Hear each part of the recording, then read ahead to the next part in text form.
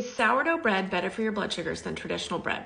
Let's find out. Sourdough bread has similar nutrients to yeast leavened bread, and it may offer better mineral absorption. And research does suggest that the fermentation process that happens at the beginning part of making sourdough bread actually results in a better blood sugar response for those with diabetes than compared to traditional breads. This study looked at subjects who had impaired glucose tolerance and saw that same thing.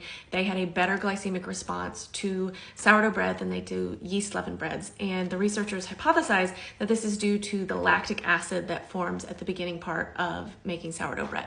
Making bread, like traditional bread, a lot of the starch that's in the bread gets converted to sugar. That's why when eaten by itself, it can raise your blood sugars really quickly. But with sourdough bread, we know that the fermentation process is likely prohibiting a good chunk of that starch from being converted to sugar. So you see a better glycemic response after eating sourdough than traditional breads. So how does it compare to whole grain bread? It really depends on what you're going for. Whole grain bread and sourdough have a similar glycemic index value.